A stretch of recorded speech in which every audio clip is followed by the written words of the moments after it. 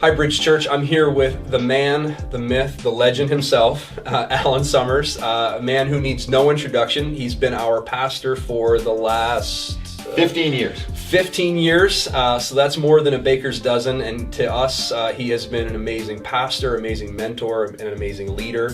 And after 15 years of ministry here at the Bridge, and almost 40 years, right? Yep. 40 years total.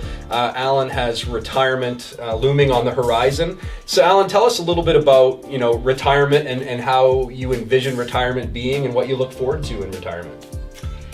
I'm not sure what it's going to be like, to tell you the honest truth, because I've never not worked since I was a teenager, so I'm not sure what it's going to be like. Yeah.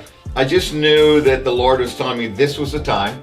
And so people ask me all the time that same question, what are you going to do when you're retired? And I said, I don't know exactly, because I haven't thought that far ahead, because I'm still working here and trying to do that. But I knew I wanted to have more time with my kids and my grandkids, and I thought retirement will be taken up a lot with doing that. Right. Well, this is just the time. So now you have 4 grandchildren. 4 grandchildren. And you have a dog at home. So tell us a little bit about your dog. Hunter.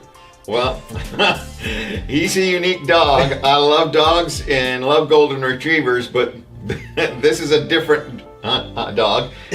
I was talking to Remy about us all going to heaven together one day, and I named all our family, and then he said, and Duke, which is his dog, and then he said, but not Hunter. And I think he's right.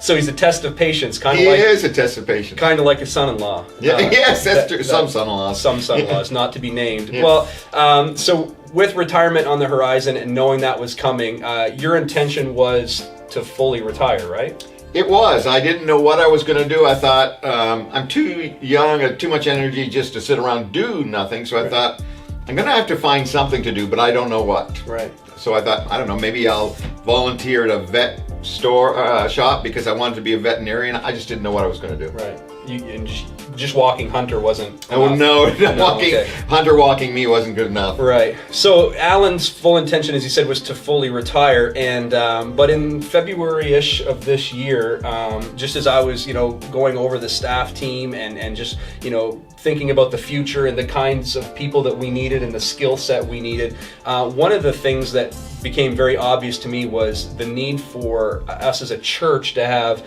some consistency and strength in the area of administration. And so even though I knew that Allan was intending to fully retire, there was part of me that had kind of gone back and forth about the idea of asking you to consider to stay, but we didn't really ever have that conversation. But finally, in I think it was kind of mid-February, we sat down together and I kind of pitched this idea of if he would consider staying on and not necessarily fully, but maybe even in a part-time capacity, and just giving us some consistency in the area of administration. That's not one of my gifts, and it's certainly been one of yours.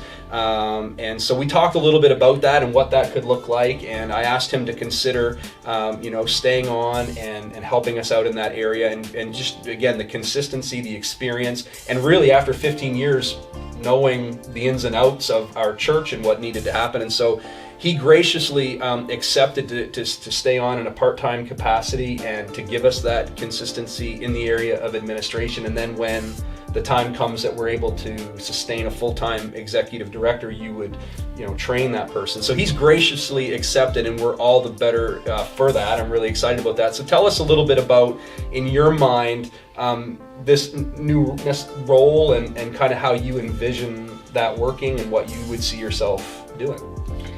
Well, I really didn't expect to be here. When I resigned, there was a part in the back of my mind that I thought I'd like to stay on in some capacity. But I wanted to make sure you had the freedom to choose your team. And so I didn't even want to say that to you, because I really believe the lead pastor needs to have the freedom to choose the people who are around him. So you never said anything for the longest time, and I'm thinking, well, what am I going to do? And I got to find something to do. And I thought, and when I heard about the team you were putting together, I thought, I want to be a part of this. I don't want to leave now. I'm going to stay at the church anyway, and I love this church, and I didn't want to leave the church. And when I saw the team you were putting together, I thought to myself, man, I'd love to be a part of this. And so one day out of the blue, when you said, would you be willing to do part-time administration, it was kind of like the confirmation of what the Lord was doing in myself. Wow. And so I said, immediately, I said, yes, I didn't have to pray about it because I'd already been thinking about this, that if the Lord opened this door, I would go through it. So I love administration, so I'm going to work 2 days a week, and I'm going to try to help you in whatever way I can. It's going to be strange calling you boss. Do we have that in writing yet? No, not in writing, and only in 9 to 5, of course. Not 9 to 5. Yeah, okay. So Allan has, in the last year, as we've transitioned roles, Allan has really served as a mentor to me, and I can't thank him enough in so many ways for the way that you've encouraged me, helped me, the things that you've shown me. It's been an unbelievable experience so far, and I'm really looking forward to everything that you're going to continue to add, the value that you're going to continue to add. How do you see things, working in terms of, the day-to-day and that role and what you bring to it in administration? Well, I think in lead pastor, I was kind of doing the administration already, so right. I can continue on from that. So I've already know most of those things, so it'll work together. So I kind of see my role not just in administration, but also helping all your staff in whatever way I can. If there's something I can share with them from the past experience, past things that I know about the church that might help them, I want to be a help and encourage to them. And you absolutely are that. You've been that to me, and not in so many different ways. You wear so many different hats in my life.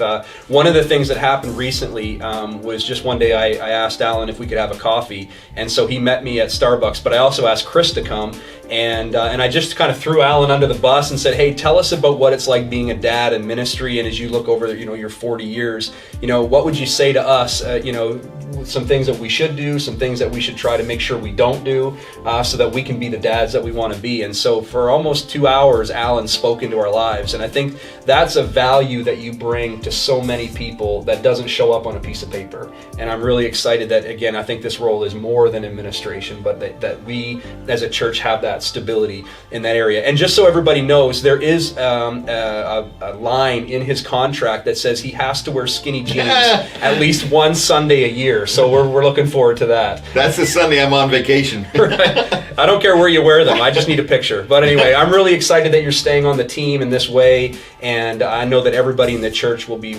super excited to know that you and Judi are still a part of this church family, because you have so much to offer. And so we're looking forward to these next days as we minister together.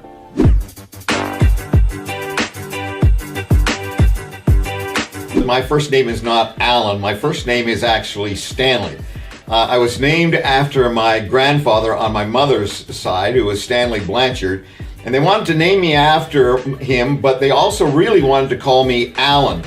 But they didn't want to call me Allan Stanley Summers, because every time I would write my initials, I would be writing, you guessed it. So they loved me enough to make it Sass instead of... I was actually kicked out of Maple Leaf Gardens, really and truly. I was only a teen at the time, but we were on a youth trip up to Toronto, and I wanted to go in and see Maple Leaf Gardens because I'm such a big fan of the Leafs. And it was April, the hockey had just finished, so at break time we went over to the Gardens, and I asked the guy at the door if I could come in and just look around, and he said, yeah, but don't go on the ice. So we went in and we walked all around the Gardens, and we got over to the penalty box, and the door to the ice was open. And I saw center ice, and I said to my friends, I may get kicked out, but I'm going to stand on the center of Maple Leaf Gardens ice. So I ran out and stood right on center ice where they dropped the puck and was kicked out of Maple Leaf Gardens. But I was there.